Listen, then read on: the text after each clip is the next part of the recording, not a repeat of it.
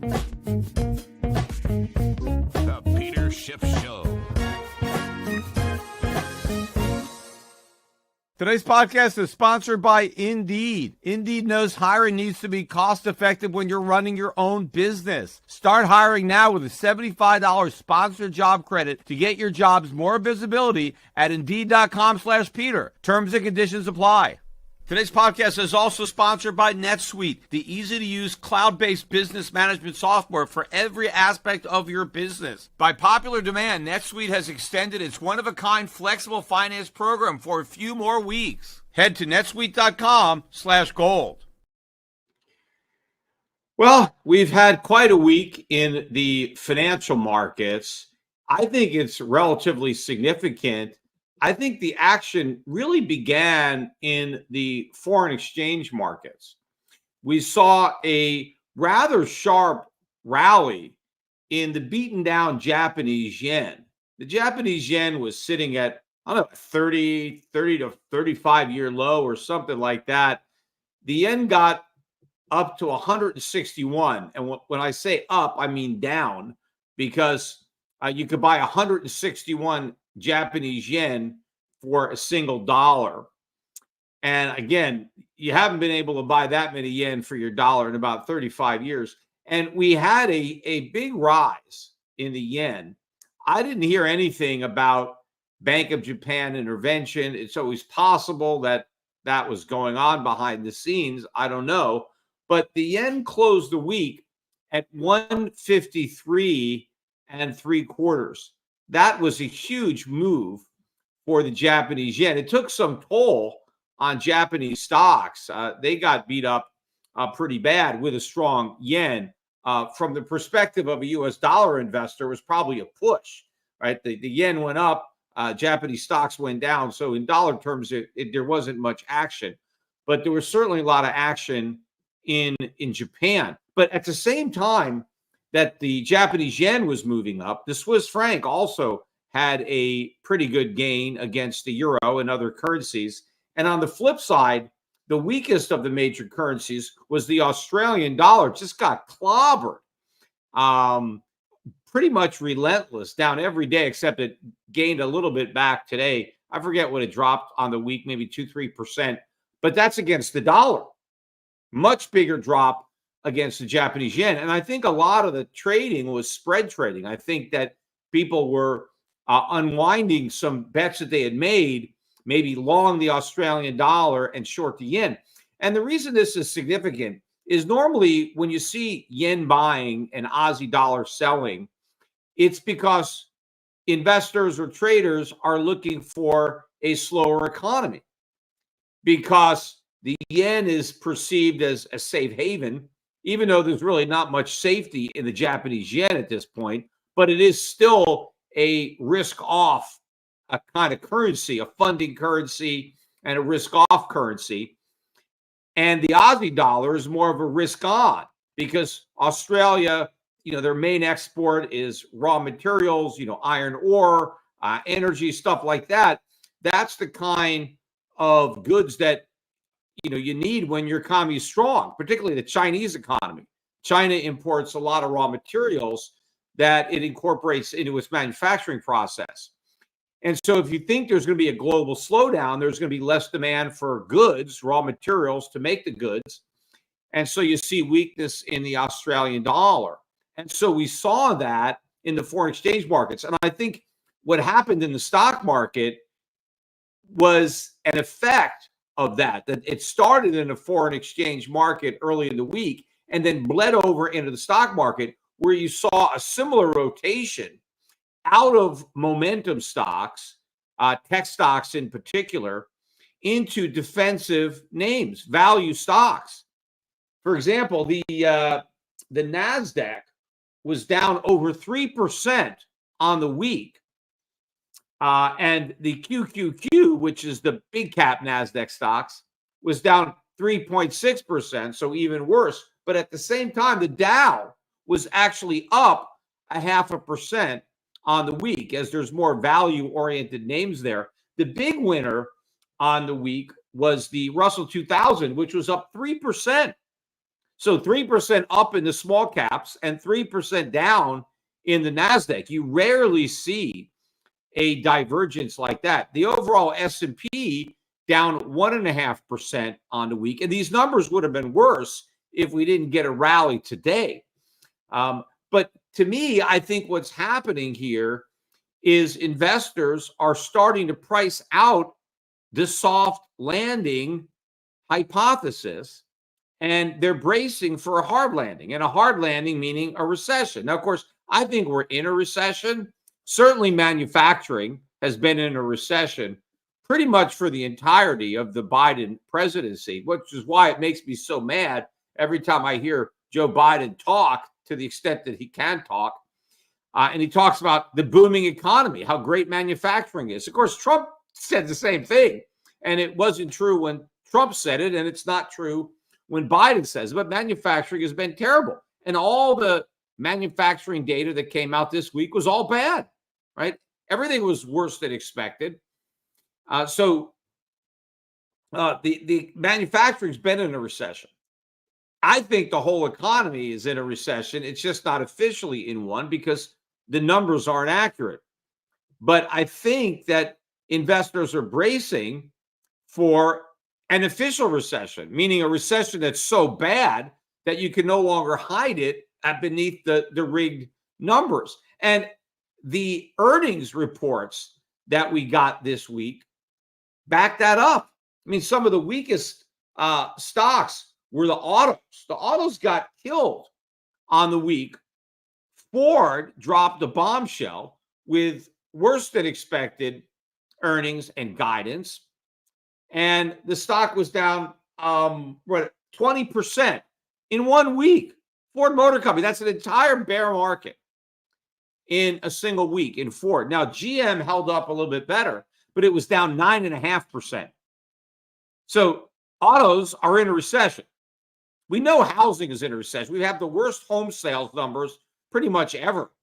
And I've got the numbers. I might talk about them later in the podcast for home sales, which collapsed in the most recent numbers. So you have the housing sector in recession, and now autos are in recession. And if Ford, their explanation was, people aren't buying as many cars. Well, of course not. They don't have the money. They're stuck. The cost of living has gone up. They don't have money to buy new cars. They need the money for food, for their rent, for their utilities. And even if they could afford the down payment for a new car, they can't afford the loans. The auto loans used to be, 2%, 1.5% were these, crazy little loans. Now they're probably 7-8% to take out an auto loan. So Americans just can't afford to buy cars. And that's why you're seeing this. The other car company that used to be American, the parent company of Chrysler, which is now Stellantis, or I forget how to pronounce it. It's a Dutch company, but they bought Chrysler, right? Remember, the U.S. government bailed out Chrysler. That was a big mistake. We should have let Chrysler go bankrupt back in the late 1970s, whenever Chrysler got bailed out, early 80s. But it's not even an American company anymore. It's been bought by the Dutch. They rolled it up. They bought a lot of other brands. It's, I think, the fourth biggest car company in the world now. But it's not an American company. But they still sell a lot of cars in America. That stock was down 14% on the week. Even Tesla, which is an American automobile company, though it's, kind of a tech company and an auto company kind of rolled into one. But Tesla had bad earnings. Tesla was down 11% on a week. It was down more, but it kind of rebounded the last couple of days.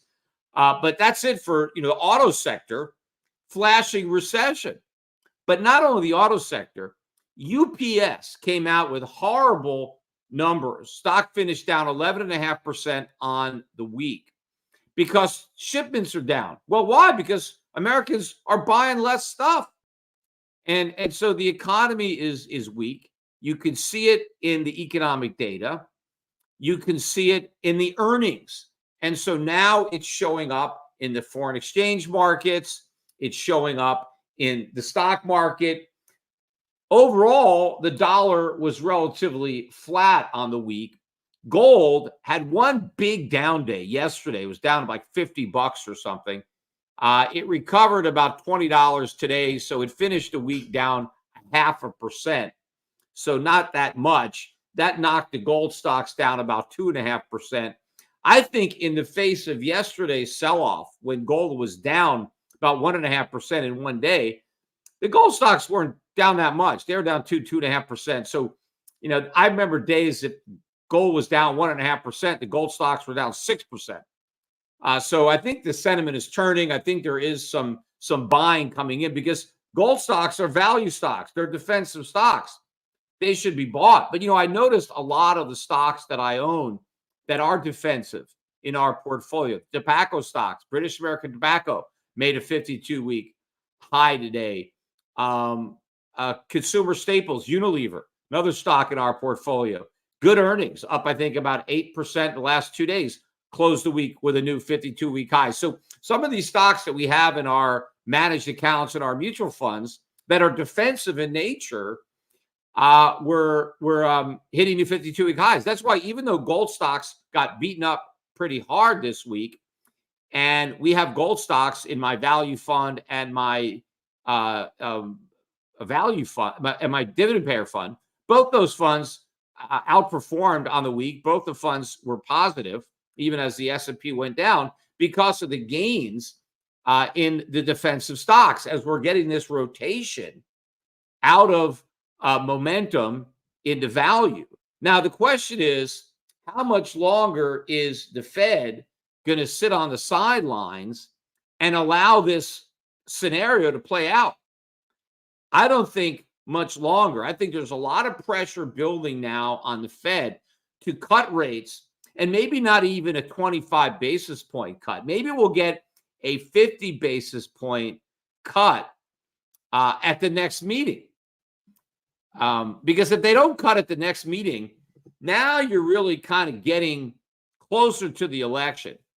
And there may be some pressure on the Fed. Oh, you can't cut. This is just political. Of course, if they cut now, I think that's political too. But I do believe, as all Fed chairmen do, they owe their allegiance to the last guy that appointed them, which in the case of Powell is Biden. Even though Trump initially put him up on as Fed chair, Biden renewed his term, and the Democrats are the incumbents. And even though Biden isn't even running for re-election, Harris is. I think he's still a team player, unfortunately, despite all the talk about Fed independence. So I think the time for Powell to do a politically opportunistic rate cut is at the very next meeting.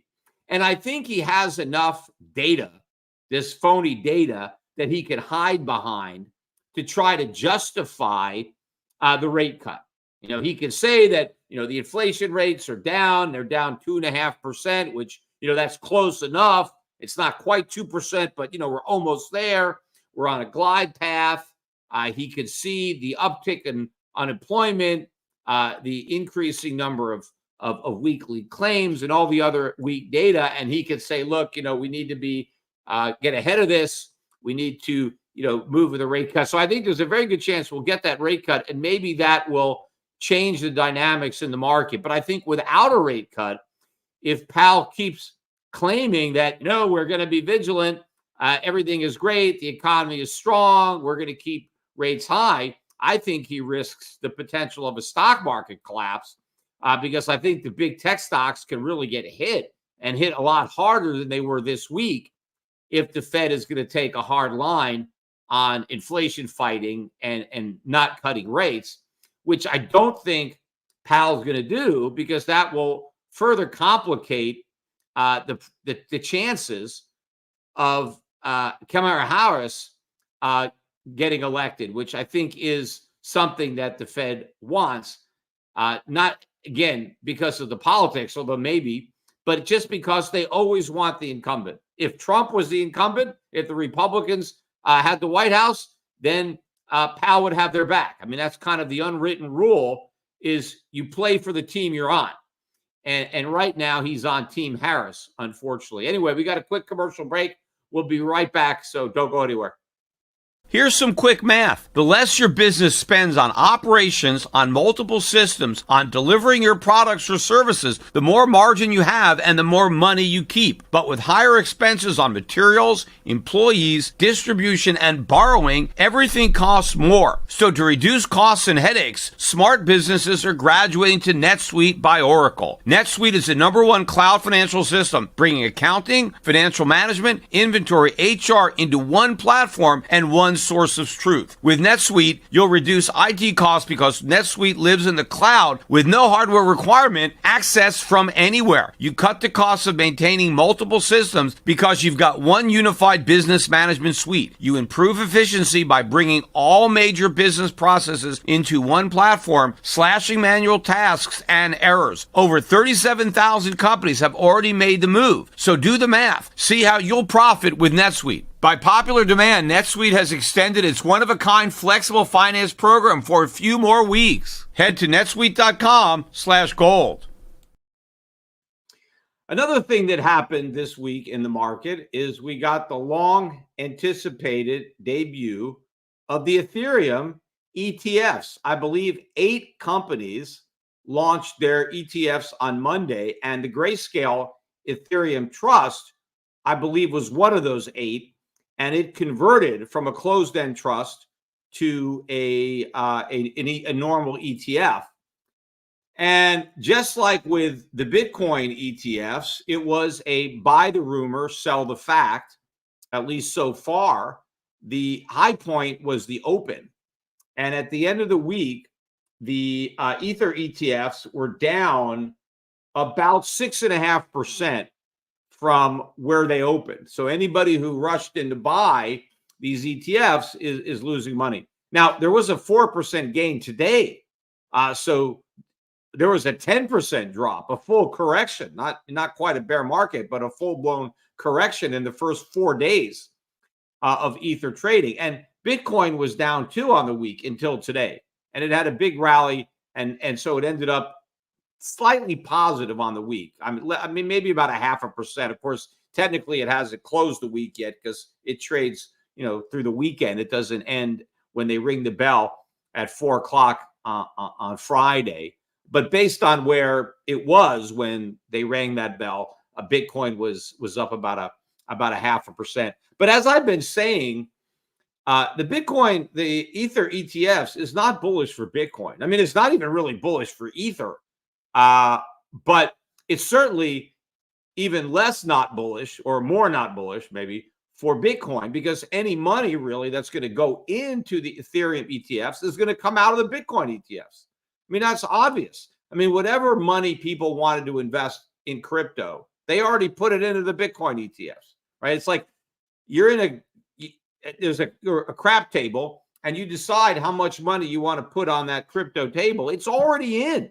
Right, you're all in on Bitcoin, and now Ethereum comes along, and so let me slide some of my chips over to Ethereum. So I have 2 bets on that table, and so that hurts Bitcoin. I don't think people put a bunch of money into Bitcoin and then had a lot of extra money that they didn't put in, that they were just holding and waiting for the Ether ETF. I think whatever they wanted to put into crypto, that they already put in it. And so it's just competition for the Bitcoin ETFs. But what's driving the demand now, and I don't know how much higher Bitcoin can go. I mean, Bitcoin right now, what is it, like 68,000, 67,000? I gotta pull it up. I forget where it's traded, but I know it got clobbered, and then it came back. Let me see. It got down to, I think, below 64,000 yesterday.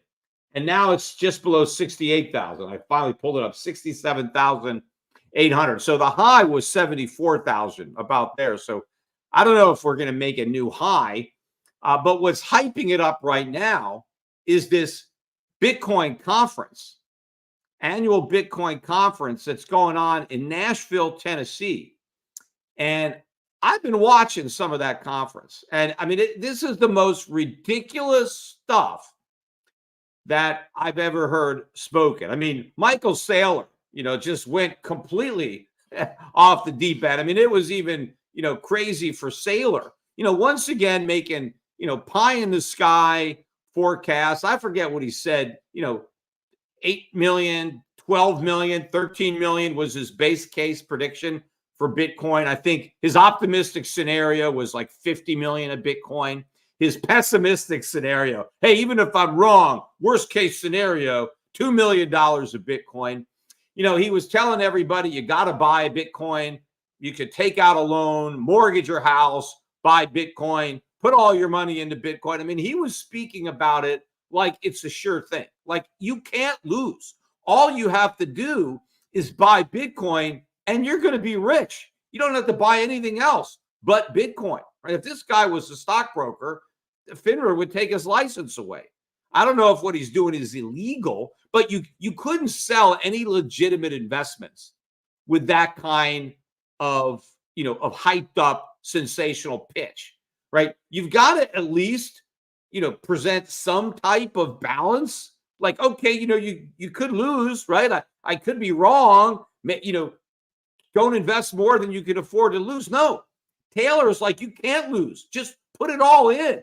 Go all in on Bitcoin. And, the RFK, and I'm going to talk about his speech, but one of the things RFK said was that if he was president, Saylor would be his choice for a Treasury Secretary. I mean, I guess given how much debt we've run up, maybe Saylor would be a good choice if your goal is to run up even more debt. But of course, what Saylor would do would borrow more money and buy Bitcoin. In fact, that is the big talk of the Bitcoin conference, is buying more, is the government, getting the government to buy Bitcoin. And if you're going to talk about pandering or trying to buy votes, there is no greater example than what I'm witnessing. And tomorrow, Donald Trump is going to be speaking at that same conference as Robert Kennedy. And he's probably going to say some of the same things. In fact, he's kind of thrown down the gauntlet now in the vote buying. And so if Trump wants to make sure that the Bitcoiners vote for him and not RFK Jr., well, he's going to probably make the same kind of ridiculous promises. But this is an example of why the founding fathers didn't like democracy. They knew it was an evil form of government because of what I'm witnessing right now at this Bitcoin conference. Because there are a lot of people now that own Bitcoin. So they're a huge special interest group. They're a faction, right? That's what the founding fathers called special interest groups. Back then, they're factions, right? And the whole goal of having a republic was to, prevent factions from gaining political power, right? Because they dominate in democracies.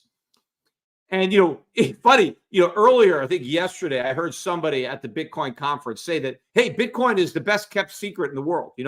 I mean, the one thing about these guys, I mean, they're consistent. They lie about everything when they're hyping Bitcoin. Bitcoin isn't a secret. There are 20,000 people at this conference. I go to the New Orleans investment conference every year. That's like the biggest, oldest gold conference in the country. And maybe in a good year, there's 500 people attending. 500. There's 20,000 at this Bitcoin conference. And somebody's saying that Bitcoin's the best kept secret. I mean, it's the worst kept secret. It's not a secret at all. But Bitcoin owners, now you have all these Americans who own Bitcoin. And so if you are a politician and you want somebody who owns Bitcoin to vote for you, to give you a donation, what do? Well, you promise to make them money. And what RFK Jr. just did today, And what Donald Trump may do tomorrow, we'll see, is RFK said that he would use taxpayer money to buy Bitcoin on behalf of the United States and hold it as a strategic reserve. A strategic reserve for what? What does it do? What can you use it for? Nothing. I mean, we have a strategic reserve of petroleum in case we run out of oil, in case there's an embargo. Unfortunately, Biden gutted the reserve, so, it's pretty low. But there's no risk of running out of Bitcoin. Who the hell needs Bitcoin? Why do we need to have a reserve of Bitcoin? Now, another reason that countries have reserves, they have foreign exchange reserves, they have gold reserves to protect their currency. So if your currency is falling, you take your foreign exchange reserves or your gold reserves and you sell them into the market to buy up your currency to prop it up. When I mentioned earlier in the podcast that maybe the Japanese were intervening in the currency markets, how were they intervening? They were taking dollars that they hold as a Forex asset. They were selling dollars and buying Japanese yen. Well, what if Japan didn't have any dollars? What if those idiots in Japan decided to have Bitcoin as a reserve and they had to dump billions of dollars of Bitcoin into the market to buy the Japanese yen? The Bitcoin would crash. They wouldn't even be able to buy the yen because their reserve asset would plunge in value. You can't have Bitcoin as a currency reserve because there's no way you can actually sell the Bitcoin fast enough into the market to prop up your currency because it's not that deep. The market would crash. It makes absolutely no sense what Kennedy is promising to do. The only winner, if the U.S. government decides to buy Bitcoin, the winners are the people who already own Bitcoin and who can sell their Bitcoin to the United States government. And of course, if you believe that the U.S. government is really going to go in there and buy Bitcoin, I think Robert Kennedy said something like the U.S. government. No, that was Michael Saylor said the U.S. government should have half the world's Bitcoin, right?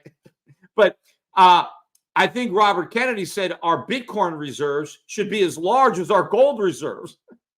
But if that actually happened, then the price of Bitcoin would go way up and the people who own it would have a windfall.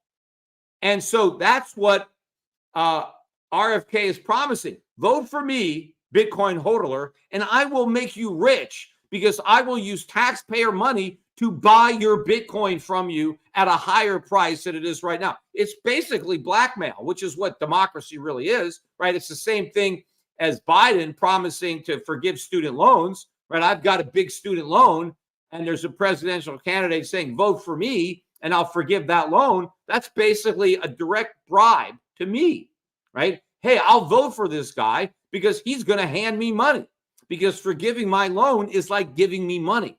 Well, now Donald Trump may be doing the same thing to Republicans. He's saying, vote for me and I'm going to give you money. But where is that money going to come from? It's going to come from the rest of the American public who don't own Bitcoin, right? They're not going to benefit. Of course, the biggest beneficiaries are the people who own the most Bitcoin. Oh, by the way, while I'm on this topic, and I want to circle back to the Bitcoin conference, but I happened to watch this fake documentary called God Bless Bitcoin, which the reason I say it's a fake documentary, and it was written and narrated by Natalie Brunell, who, I mean, she's a nice girl. I've been on her podcast before, but it's not a real documentary because the documentary is a balanced look at something. You try to present the truth. This wasn't balanced. There was no truth. This was pure hype. This is a 90-minute infomercial for Bitcoin. And they're appealing to people, not just for their greed, but for religion, right? God wants you to buy Bitcoin. You got to buy Bitcoin. It's the right thing to do. It's the moral thing to do. I mean, people are even talking about it like if you believe in energy conservation, buy Bitcoin, right? The biggest waster of energy there is. And they're saying that, hey, buy Bitcoin to conserve energy. Somehow it's part of the Green New Deal, right? Is to waste more energy, creating nothing. But one of the lies that was told in this fake documentary, and by the way, Natalie Brunell, she started out the whole documentary by using my Brady Bunch story. Because you remember on my podcast about 10 years ago when the actress that played Alice died, I talked about an article that was written about her passing and about the Brady Bunch and how the author said, the Brady Bunch doesn't make any sense because how could they afford a live-in housekeeper? And I pointed out, well, that was the way it was in the 1960s, early 70s. I mean, for most of American history, people had domestic help. And Alice, the wife, Carol Brady, she didn't have a job. She did all kinds of charity work. She didn't have, she had help with the laundry and the cleaning and the cooking, like most middle-class housewives of that time period, had some live-in help. She didn't have a job. Mike Brady was the only person who had a job, and he was able to support his wife, Carol, 6 kids, and pay for a housekeeper. And they had a couple of cars, and, they probably didn't have any credit card debt, and Mike was able to save for his retirement. And I said, this is what it was like in America before the income tax and fiat money. And so Natalie Brunell said, yes, remember the Brady Bunch days? This is what it was like. And if we only go back on a Bitcoin standard, we're going to magically return to those days, right? Bitcoin saves everything, it fixes everything. If we only have Bitcoin, then the whole country is going to prosper, and it's going to be to the good old days of the Brady Bunch. So she kind of started that, because I know she watches my podcast, and so I know that's where she got that. But one of the biggest lies that was told, and it's all lies, when you're promoting Bitcoin. But somebody said that the best thing about Bitcoin is that it's so fair, that nobody has an advantage over anybody else, that everybody who owns Bitcoin is equal. And that's a lie. The people who got in early and bought Bitcoin really cheap, they have a huge advantage over all the people who are buying it now. Why? Because they can sell those Bitcoin. They bought a lot of Bitcoin for a little bit of money. Now you have people buying a little bit of Bitcoin for a lot of money, right? How is that fair? How is that equal? You have a small group of people that are disproportionately enriched. And the reason they're enriched is because you have this large group of people who are making them rich by buying up their Bitcoin. It's the most unequal monetary system ever devised, except it's not even a monetary system because Bitcoin is not money. Anyway, I'm going to continue on this topic. I just got one more commercial break, so don't go anywhere.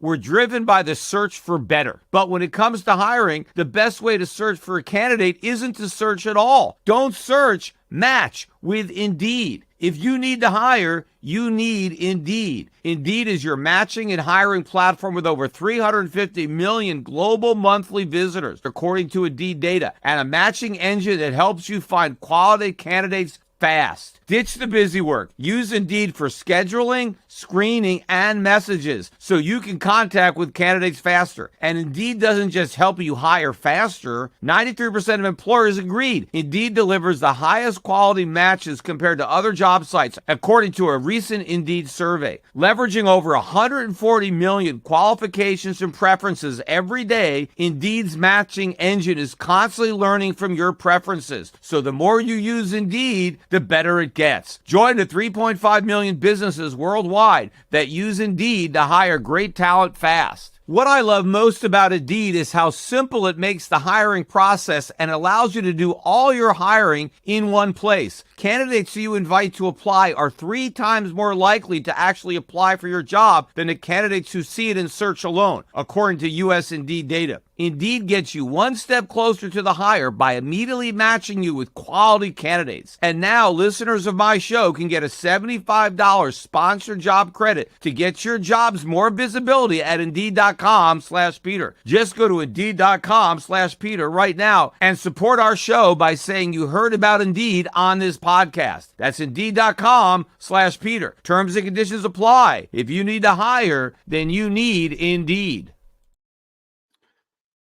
All right, I'm talking about the Bitcoin convention, which is turning into a political convention because you had RFK Jr. speak today. You had other Republican congressmen, senators pandering to the crowd. And now you're going to have former president and current presidential candidate Donald Trump talking tomorrow. And I think really this is maybe the low point of American politics. It really is embarrassing and frustrating to witness what is happening right now with politicians and Bitcoin. But getting back to the idea that this is the very faction that the founding fathers were so fearful of, which is why they didn't want America to be a democracy, because people would vote for special perks from the government. And that's what the Bitcoin community wants. They want the government to give them something. They want the government to give them a bunch of money by buying their Bitcoin and pushing up the price of their Bitcoin. And that is what the politicians are promising. But it's more than that. What Robert Kennedy also promised was to eliminate all the capital gains taxes on Bitcoin. So basically, he's saying, if you've got Bitcoin, here's what I'm going to do if you vote for me. I'm going to use U.S. taxpayer money to buy up your Bitcoin. And I don't care how high the price is, right? We're just going to go buy it. You can sell it, whatever it is, 60,000, 100,000, 200,000 in Bitcoin, whatever it is. We'll pay any price because we don't care. It's not our money. We just borrow it or print it, right? We're going to buy your Bitcoin. But not only are you going to have this huge windfall, but you're not going to have to pay any income taxes on your gains, because we're going to make all the gains on Bitcoin tax-free. People are going to vote. I mean, that's a huge amount of money that is being offered as a bribe to people to vote for them. But of course, there's no free lunch. Who is going to pay the cost of this massive windfall for the people who own Bitcoin? Well, everybody who doesn't own Bitcoin, right? If you don't own Bitcoin, then the government's not buying yours, and you're just going to lose because the government's going to waste the money. Because once the government gets all the Bitcoin, well, the price is going to crash, unless I guess they just never do anything with it, right? And they permanently remove them from the supply. They can never actually use them as a strategic asset, because if they ever try to sell them, there'd be no buyers. I mean, they're talking about it. Michael Saylor is like, we need to corner the market. America needs to own the Bitcoin. Why? What the hell could you do with Bitcoin? You know, in fact, if America owned all the Bitcoin would clearly be worthless, right? No one else would own them, right? If you owned all the Bitcoin, you'd have nothing, right? You're supposed to want to have a broad distribution. You know, it's ironic because basically what Michael Saylor and other people are calling for is a government bailout of Bitcoin. Now, why do they need a government bailout? Because it doesn't work. You know, Michael Saylor and some of the other whales know that the Bitcoin blockchain ledger has run out of chain. You just don't have enough new people to keep the thing from imploding, because the bigger the bubble gets, the more people who own Bitcoin, the more people who have to buy it. But you just don't have enough new people to come in to allow the existing people to get out. And I'm not talking about cashing out completely. I'm not talking about Bitcoin holders deciding that they don't want to own any Bitcoin. But Bitcoin holders on balance are selling Bitcoin every year on balance. I mean, some of the people who own Bitcoin buy more, but other people that already own it sell, because you got to pay for stuff. You got to, pay your mortgage, pay your rent, buy a car, take a vacation, buy a boat, whatever people are doing, they got to sell their Bitcoin. So the people who have been buying Bitcoin, they're sellers on balance. Not everybody. Some people haven't sold any. But the more people who own Bitcoin, the more people there are who are selling Bitcoin every year. Now, new buyers have to come in to keep the market from collapsing. But the more people who are already in, the bigger the pool of new buyers has to be to accommodate that selling. And they're running out. Why do you think Bitcoin made its high, priced in gold, almost 3 years ago? Bitcoin is in a bear market. It dropped about 30% of its price in gold over a 3-year period. It topped out. And now they're trying to hype it up again by buying off the politicians, getting the politicians to try to agree to now bring the government in to Bitcoin. It's like Michael Saylor for a while really tried to get corporations to buy Bitcoin and put it on their balance sheet. That was his big push. He had a whole Bitcoin for CEOs or corporations, and he really tried to get other companies to do what he did, but they didn't want to. I mean, the CEOs weren't that reckless and irresponsible, and so they didn't bite. And so now Michael Saylor's like, well, I got a new plan. I couldn't convince CEOs to put Bitcoin on the corporate balance sheet.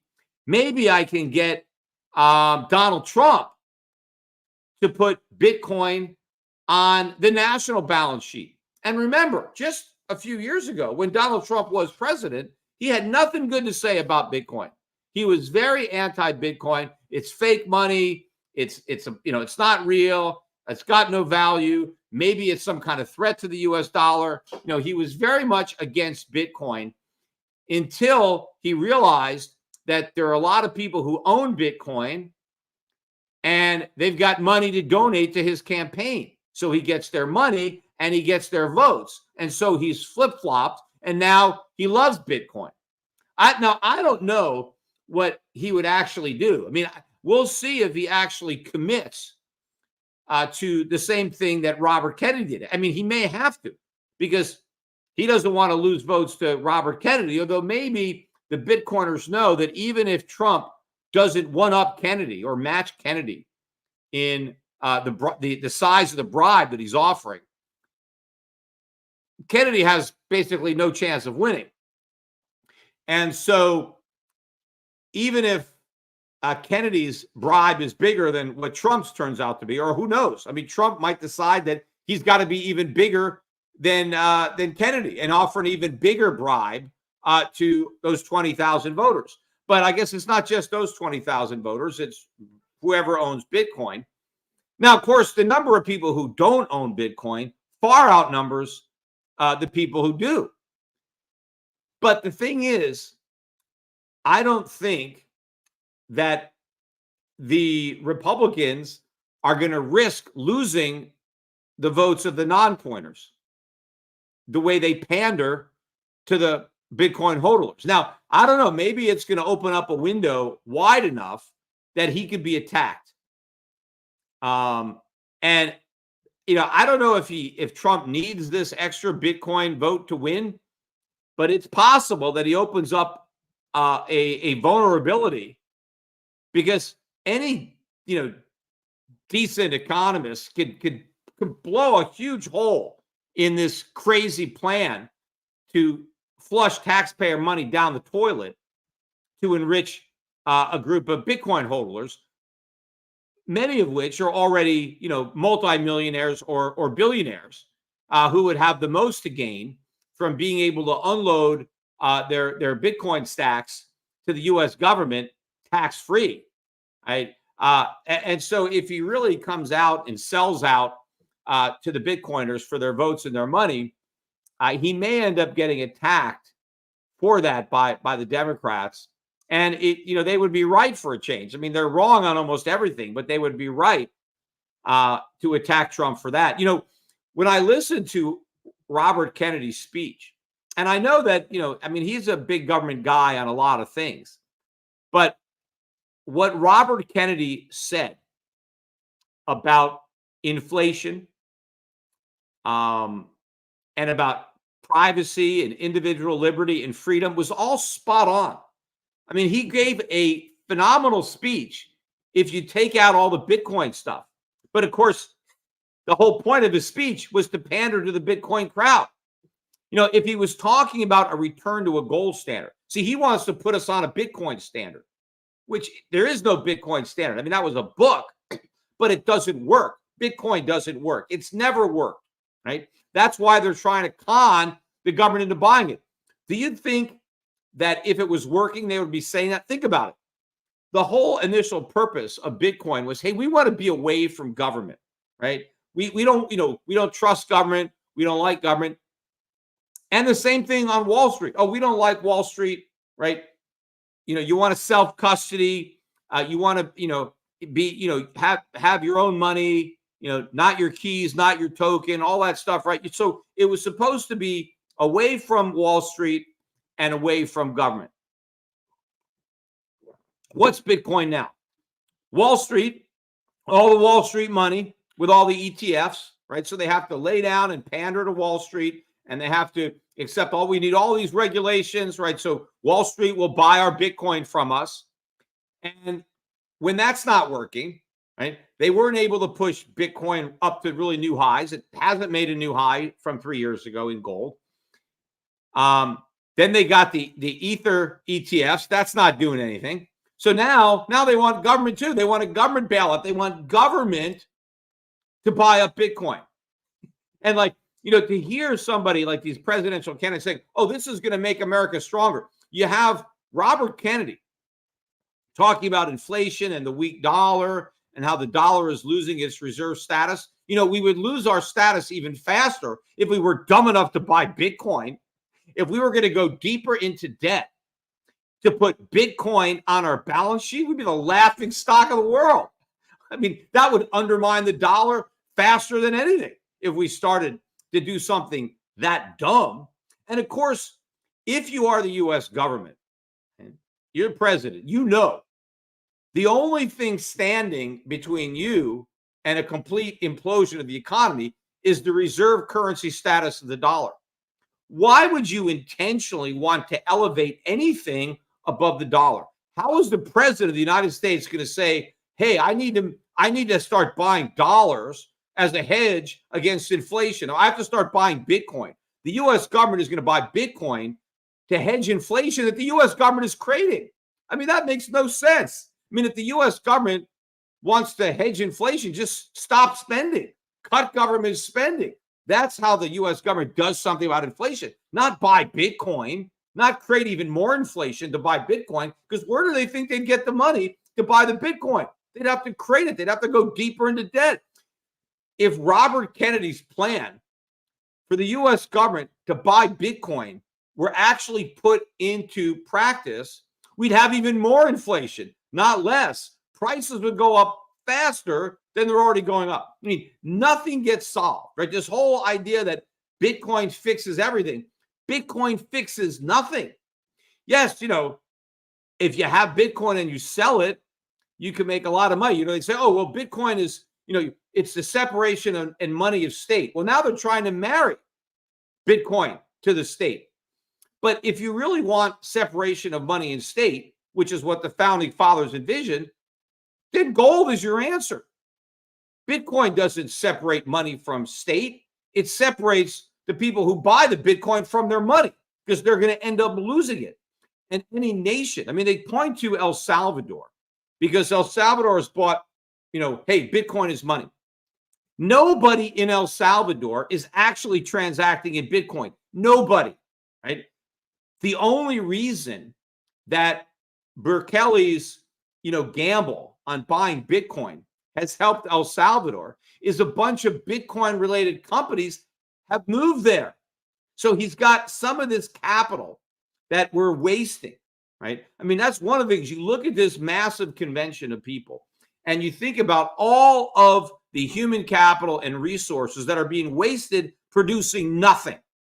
solving math problems that do nothing but create a string of numbers that have absolutely no utility. There's no value there. Yet we're wasting all these resources. But the reason that El Salvador has benefited from it is because companies have moved there and people who own Bitcoin have moved there. And so there's some economic activity. But it's not because of any benefits from using Bitcoin as money, because nobody in El Salvador is using Bitcoin as money. Nobody's using it as money anywhere. They're just gambling with it. They're buying it and they want the price to go up. How do you get the price to go up? Somebody else has to buy it for you. And when you run out of somebody else's, well, then you get the government to do it, because now the government is using taxpayer money to buy Bitcoin. Well, you know what? I don't want my tax money used to buy Bitcoin. If I want to buy Bitcoin, I'll just buy it myself, right? That's what the Bitcoin people should be doing, or they're already doing that, but they've run out of suckers. That's the problem. And so now they're going to bribe the politicians, right? That's what, Willie Sutton, right? The bank robber, very famous quote. They asked Willie Sutton, why do you rob banks? And he said, well, because that's where the money is, right? Well, right now there's a lot of money in crypto, right? Because a lot of people have made a lot of money who got in early in crypto. And so that's where the votes are, right? There's votes. There's a lot of people. But now there's a lot of people who own a little bit of Bitcoin who are also going to vote because they think that's their ticket. One of the things that I think was mentioned in the fake documentary of God Bless Bitcoin was that, this is the only hope of the younger generation. This is their only hope, is to buy Bitcoin and get rich, because the economy is so lousy. Everything is so bad. This is all they got, right? They got a long shot, like a lottery ticket is their only hope. So they have to go for this Hail Mary. And it's unfortunate that the economic situation is so bad that the only way young people think they can get ahead is by buying Bitcoin and having it go to the moon, because it's not going to go to the moon.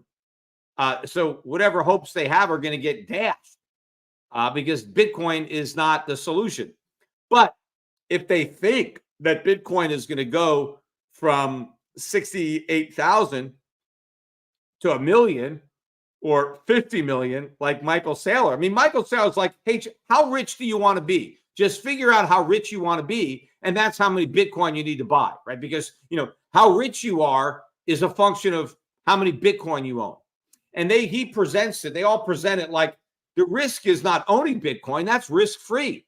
The only risk is not to own it, because then you're a fool. You're going to be broke if you don't own Bitcoin, because everything is going to go to zero in terms of Bitcoin. Saylor keeps saying that. Stocks, bonds, real estate, gold, everything is worthless. The only thing that has any value is Bitcoin, right?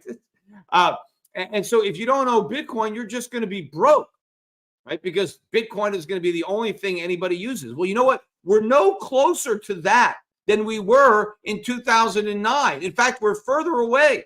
We're actually further away from people using Bitcoin as money than when someone bought a pizza for a bunch of Bitcoin back in 2010, wherever those. We've gone backwards, right? They've reinvented it as digital gold, except it's not digital gold, right? It's because it's nothing like gold. Again, they said Natalie on that fake documentary kept saying it's got all the properties of gold. It's got none of the properties of gold.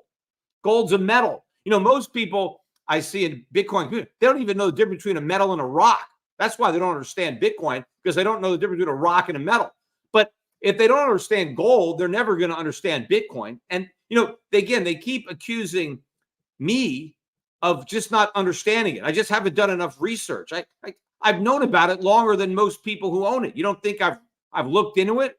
In fact, there's a lot of very smart people who don't own Bitcoin. They make it act like the only reason people don't own Bitcoin is because they haven't done their research. But once they go down the rabbit hole and take the orange pill, right? It's all these slogans, right, that they have. And once you do all that, well, then, you buy Bitcoin, right? All these people are going to lose a tremendous amount of money. Their one hope right now is the government bailing them out, which is ironic that the Bitcoiners who are supposedly freedom, free market, anti-government, they're now counting on a government bailout. Now, I think even if Donald Trump promises to buy Bitcoin if he's elected president, hopefully that's one promise that he doesn't keep. I mean, there are a lot of promises that politicians don't keep.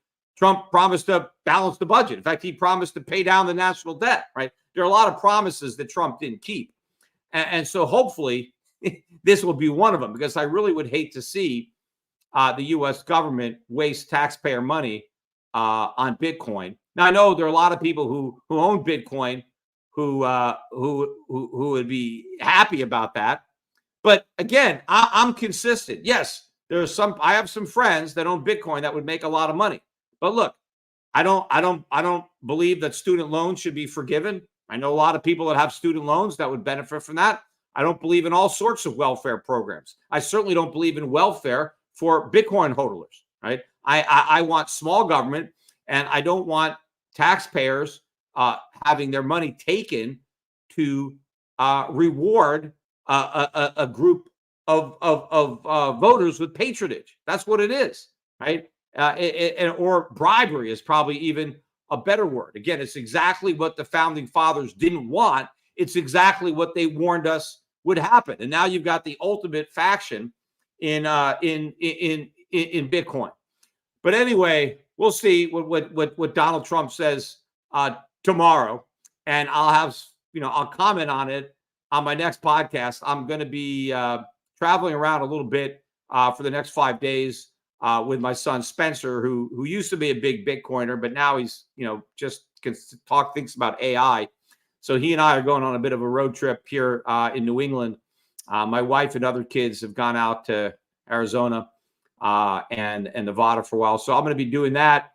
And then I'll be back and do one more podcast from Connecticut before I go back to Puerto Rico. Hey, in the meantime, you want to get more ideas and thoughts sent to you every day. Make sure that you're a subscriber at Shift Sovereign. Go to shiftsovereign.com. And, we've got a premium service, Shift Sovereign Premium.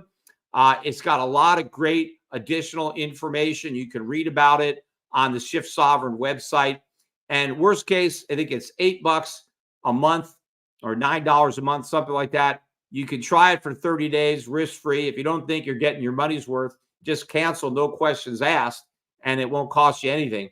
But you can sign up for Shift Sovereign Premium at shiftsovereign.com. Anyway, bye for now.